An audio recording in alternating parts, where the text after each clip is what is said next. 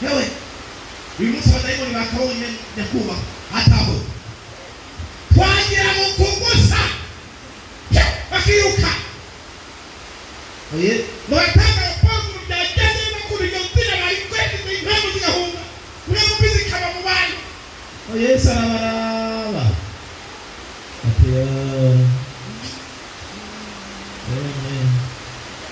yakoze kumenya ko byagenze yewe rero sha ibyo muvuga mu habaye sibyo nabonye hajya mwari bamubikora nabonye Satani amanutse nk'umurabyo ajya no kubagosora abwira Petero humura nagusenyeye kugira ngo niwamara kurama uzuremesha abandi ngamugeze ngo komera udukomeza abandi Imana igukomeze kemo nawe udukomeza abandi none se abapagani bazarira nawe urire mbega uzahoza ku bibiri Imana idutabara uyu munsi rero nagira ngo tuvugane enga kudasenga biza ibigira ukabi hariyo amagorwa azamwa no kudasenga Eka dusome ubutumwa bwiza bwa Yesu bwo bwanditswe na Yohana wumve y'umuntu atabaye maso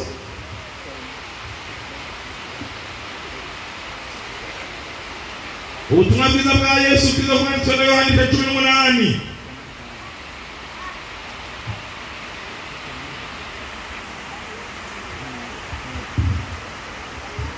18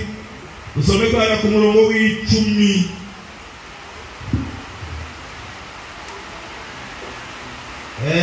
Indanza amajambara kuri 18 arabango bafata Yesu ku murongo w'10 aravuze ngo Simoni Petero yari n'inkota Simoni Petero yari n'inkota arayisokora atugutwi kw'iburyo kumushumba w'umuherezi mukuru uwo muntu yitwaga Marikusi bamuciye umutwe ugutwi maze Yesu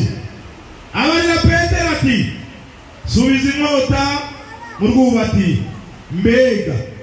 igikombe data yampaye ndeke kukinywa Imana idutabare umva rero ingaruka zo kudasenga Petero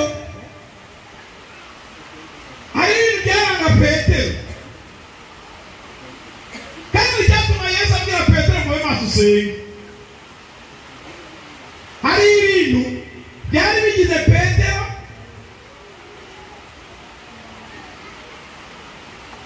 karagiteri ziwe ibintu byamuranga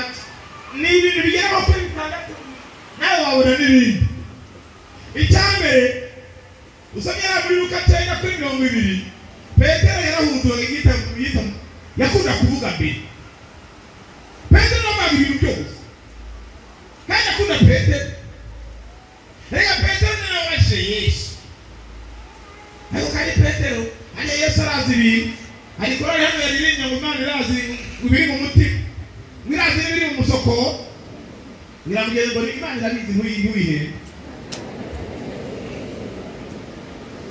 yabizi ntuyihe umunsi umwe namwe ko mperuka hakurya aho ngaho kwa Yesu hari iwabo narigiye muri iyo minsi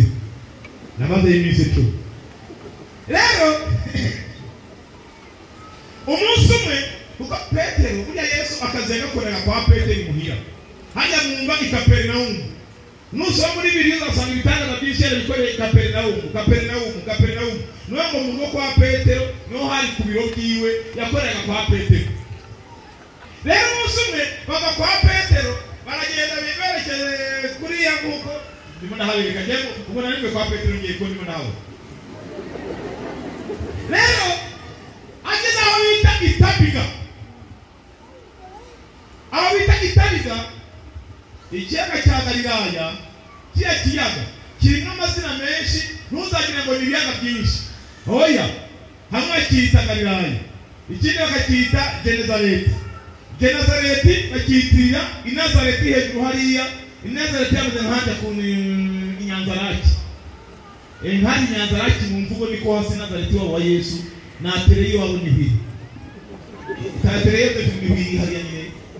Kuko bya Yuda yari mwene se wabo. Iskariyota na Yosefu baravuka hari. Rero ubwo Yesu yamwe hariya nakawe Inyanzaraki aramanuka Ikapernaum neza rero harasana hajya kumagara. Neza ugeze Ikapernaum naje abaye kumagara kudibona hameze na bwa butini na bya biti by'ibiganzi bihari ni kurya nyene no bya musenyi hare. Nabo rero ava kumagara yigira imbere gatoya mpako wagera mu gitaza. Aho mu gitaza rero hejuru ari umusozi witwa arundi musozi niho yari yagaburiye abantu, ni naho yakiriye wa mugani ubambo nta watomeka itara ngo aryubikeho igisimbo ngo muri igisagara cyubatse mu mpinga z'imisozi. Aho ngaho rero nawe ikiyaga cya Galilaya cyitwa Tiberiya. Akoranga ni ku muzi wa Tiberiyani, aho hejuru kuri Tiberiyani hubatse ikigwate hariya bakita Kibuti y'Abayuda. Iki bigwate ni muri Kibuti. Rero cyane hariya mu gitaza niho yabagabuririye bakubita ubugari bararya barahaga ibintu bigenda neza. Wiki y'ibihumbi bibiri wigiye ngaho batumana baragaruka bagagaburira yabagaburira nk'uko hazana ku hafi mu Kanyosha nkajya ku bantu uzenye ku Bashinwa hajya nyine hari neza hafi na kwasa. Undi munsi babana ku Murondero bagenda bakomanda na bose batumana n'abati yewe timo turacyungari bwa gusa wangu yagira umunika cyangwa birakifi yawe ndetse